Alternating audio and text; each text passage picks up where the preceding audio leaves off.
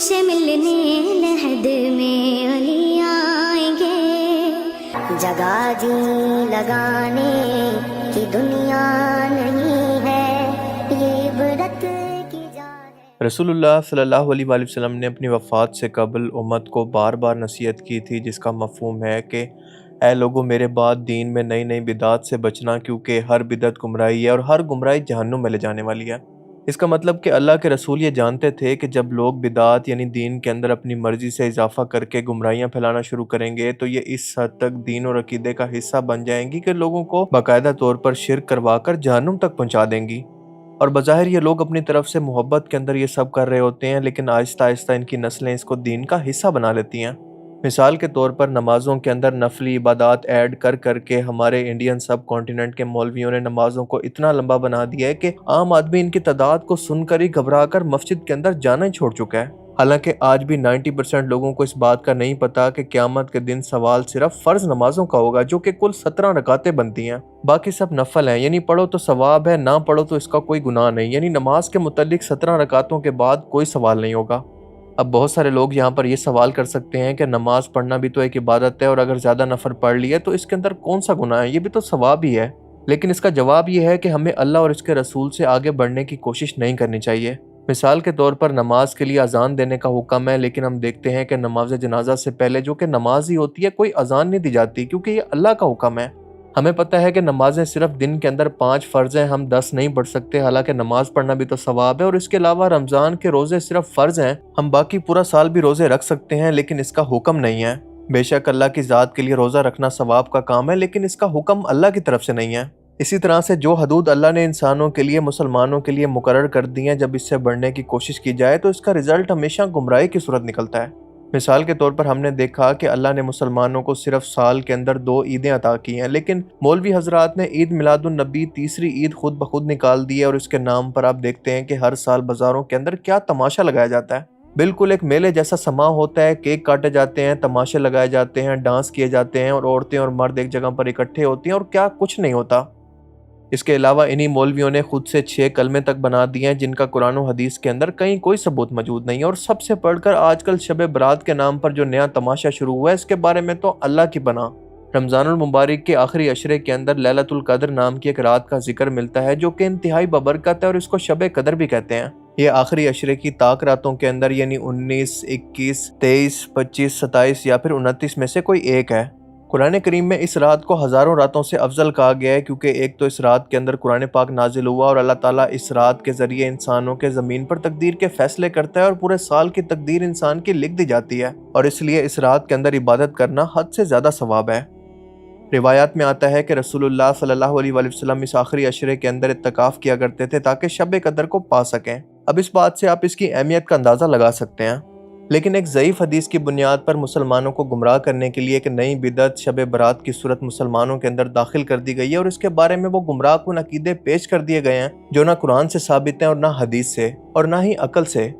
اب اس self claimed رات کے بارے میں کہا جاتا ہے کہ شعبان کی 15 تاریخ کو یہ نجات کی رات آتی ہے، اور اس رات اللہ تعالیٰ بندوں کے گناہ معاف کرتا ہے اور انسانوں کی تقدیر لکھی جاتی ہے۔ اور سب سے بڑھ کر فنی بات کہ مر چکے لوگوں کی روحیں گھروں میں واپسی آتی ہیں، جن کو کھانا اور خاص طور پر حلوے پیش کیے جاتے ہیں تاکہ وہ ان کو کھا سکیں۔ اس کے علاوہ اس رات انسانوں کی اگلے سال کی تقدیر لکھتی جاتی ہے، حالانکہ یہ تمام خصوصیات سوائے روحوں کی گھر واپسی کے شب قدر کے بارے میں بیان ہوتی ہیں۔ شب قدر کی رات کا ذکر قرآن کریم کی سورہ القدر اور حدیث کے اندر بیان ہوتا ہے، جس کے مقابلے میں شب برات کی ایک خود ساختہ رات کو کھڑا کر دیا گیا ہے، اور اس کے بارے میں کلیم کیا جاتا ہے کہ لوح محفوظ سے قرآن پاک اس رات کو آدھا اتارا گیا تھا، اور آدھا اتارا گیا تھا شب قدر کو۔ صرف ایک ضعیف حدیث موجود ہے جس کے اندر یہ کہا گیا ہے کہ شعبان کی 15 تاریخ کو اللہ تعالیٰ رحمت نازل فرماتے ہیں، اور اسی کو بنیاد بنا کر شب برات کے اندر بدل کر شب قدر کی اہمیت کو کم کرنے کی کوشش کی گئی ہے، اور اگر ایسا نہ ہوتا تو یہ دونوں راتیں ایک دوسرے کے مقابلے میں نہ آتی، جن میں سے کوئی ایک ہی سچ ہو سکتی ہے۔ اور اصل صرف لیلۃ القدر ہی ہے، جبکہ شب برات انڈیا پاکستان کی ایجاد ہے، کیونکہ عرب ملکوں کے اندر جہاں سے دین باقی دنیا کے اندر پھیلا، وہاں پر بھی اس کو کوئی نہیں جانتا۔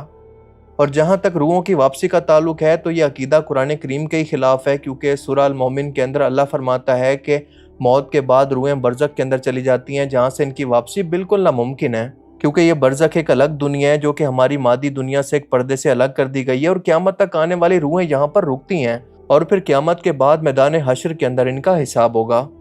اب روحوں کی واپسی کا یہ کانسیپٹ ان لوگوں نے دراصل ہندوؤں سے حاصل کیا ہے، جہاں پر اس طرح کی بہت ساری خرافات مشہور ہیں۔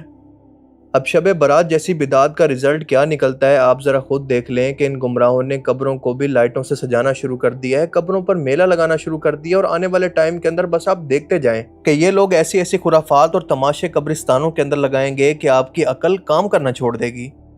آپ آج دیکھیں کہ شب برات کے نام پر آتش بازی ہو رہی ہے، محفل نعت اور مخصوص قسم کی نعتیں پڑھی جا رہی ہیں، یہاں پر کھانے پینے کے بس سٹالز کی کمی نظر آتی ہے، باقی منظر ایسا لگتا ہے جیسے یہاں پر کوئی میلہ لگاؤ۔ اب ان چیزوں کا نہ دین میں کوئی ذکر ہے اور نہ اس کا کوئی حکم۔ اگر آپ اس رات کو عبادت کرنا چاہتے ہیں تو بے شک کریں، لیکن اس کو دین کا حکم نہ بنائیں۔ مسئلہ تب ہوگا جب آپ رات بھر عبادات کے بعد اگلے دن دیکھیں گے تو مسجدیں نمازیوں سے خالی ہوں گی۔ آپ اندازہ کریں کہ وہ قبرستان جہاں پر انسانوں کو موت کے ریمائنڈر کے طور پر نصیحت اور عبرت کے لیے جانے کا اللہ کے رسول نے حکم دیا، آج اسے ایک ڈی جے کنسرٹ کے اندر بدل دیا گیا ہے، اور یہ تو بس ابھی شروعات ہے۔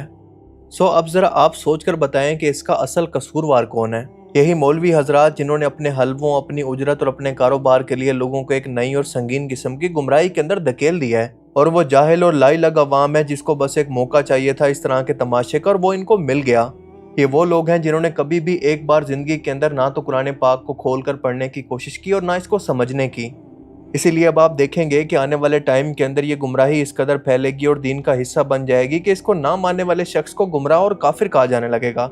اور یہی مطلب تھا رسول اللہ صلی اللہ علیہ وسلم کی حدیث کا کہ ہر بدعت گمراہی ہے اور ہر گمراہی جہنم میں لے جانے والی ہے۔ اللہ تعالیٰ سے دعا ہے کہ وہ ہمیں سمجھنے کی اور نیک عمل کرنے کی توفیق عطا فرمائے، آمین۔ باقی آپ اس بارے میں کیا سوچتے ہیں؟ اپنی قیمتی رائے کا اظہار کمنٹ سیکشن میں ضرور کریں۔ And finally thanks for watching this video. اللہ حافظ۔